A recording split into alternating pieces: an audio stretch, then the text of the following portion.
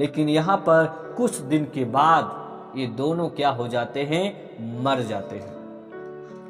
जब ये मर जाते हैं तब धनवान व्यक्ति जो था, ये जब मरता है, ध्यान सुनेगा, ये जो है नरक में, उस अधलोक में पहुंच गया जहां पे रोना पीटना है। और ये लाजर जब मरा तो ये मरने के बाद ये अब्राहम की गोद में पहुंच जाता है, मतलब शांति वाली स्थान में ये पहुंच जाता है। जी हां, शांति वाली स्थान में। अब यहां पर मेरे प्रिय मेरे भाई बहन, अब यहां पर लोग देखते होंगे, अब यहां पर और विशेष ध्यान दे तो जब इस धरती पे दोनों थे तो ये जो है एक जो है धनवान व्यक्ति, संपन्न जो व्यक्ति था, जब ये मरा तो इसके बहुत सारे संपर्की यार दोस्त लोग रहे होंगे, तो इसके अंतिम संस्कार में बहुत ज्यादा भीड़ रही होगी। इस जैसे सुख विलास के साथ रहता तो उसी प्रकार इसका अंतिम विदाई भी होता है, जो है एक राजा की तरह, एक मंत्री की तरह इसका अंतिम संस्कार भी होता है।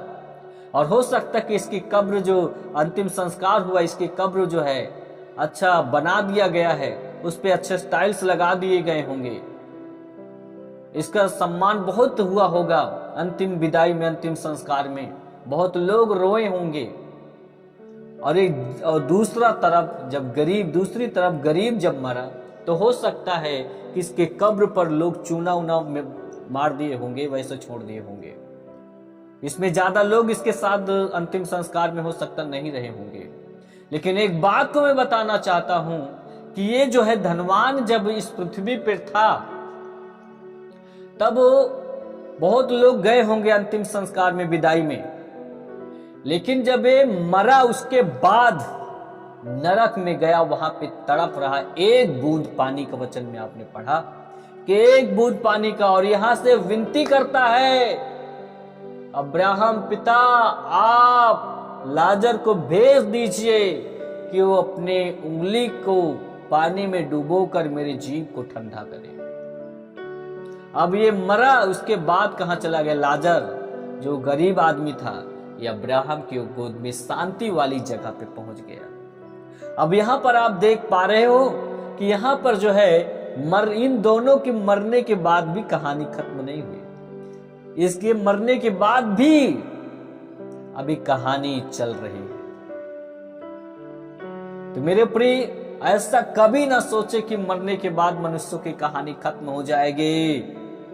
मनुष्य मर जाएगा तो ये जन्म में ये बनेगा, अगले जन्म में ये बनेगा, वो बनेगा, कौवा बनेगा, चिड़िया बनेगा, तोता बनेगा। ऐसा नहीं है मेरे प्रिय, बाइबल के अनुसार जो बाइबल कहती है ऐसा नहीं है। मनुष्य का मरना, उसके बाद न्याय का होना ये निश्चित हो गया है। मेरे प्रिय मेरे भाई बहन, सीधा मरेगा, उसका न्याय होगा। अगला जन्म, वो जन्म, 7 जन्म, ये तो बाइबल नहीं सिखाती है मेरे प्रिय मेरे भाई बहन। नहीं तो मेरे प्रिय, दुनिया में इतना लोग मरते हैं, 1 घंटे में 3000 लगभग लोग मरते हैं। तो एक दिन में हो सकता कि 36-40 हजार लोग तो मरते होंगे, और उससे ज्यादा लोग पैदा भी होते हैं। तो आज यदि कल्पना करें, ध्यान दें, 1 मिनट सोचे कि एक ऐसा समय था कि इस पृथ्वी पे, जिस देश में हम रह रहे हैं, बहुत सारे ऐसे जानवरों को देखने को मिलता था, ऐसे पक्षियों को देखने को मिलता था। गीद ऐसे होते थे, जानवर मर जाता था उसको 1 घंटे में खत्म कर देते थे। ऐसे बाज हुआ करते थे, गिद्ध, चील, बहुत सारे ऐसे पक्षी आज नजर नहीं आ रहे हैं, बहुत सारे ऐसे जानवर नजर नहीं आ रहे हैं। तो अब ये बताइए कि मनुष्य मरता है और उससे ज्यादा पैदा भी होता है, तो फिर क्यों ऐसे जानवर लुप्त हो गए? तो मनुष्य के मरने के बाद तो बनना चाहिए ना, तो इनकी संख्या क्यों कम हो गई और ये बढ़ना चाहिए, ये जन्म वो जन्म? तो बाइबल तो ये नहीं सिखाती मेरे प्रिय मेरे भाई बहन। और लोगों का हो सकता है ये विचारधारा है, मैं उनके खिलाफ में नहीं हूं, लेकिन जो बाइबल कहती है, जो सच्चाई जो कहती है, जो बाइबल की जो सच्चाई है, मेरे प्रिय मेरे भाई बहन, मनुष्य का मरना उसके बाद न्याय का होना ये निश्चित है। इसके बाद यदि पक्षी नजर नहीं आते हैं, मनुष्य मरता तो तमाम चीजें बनना चाहिए, ये लुप्त क्यों हो रहे हैं? तो इसका कहने का मतलब है कि मनुष्य का मरना उसके बाद न्याय का होना निश्चित है।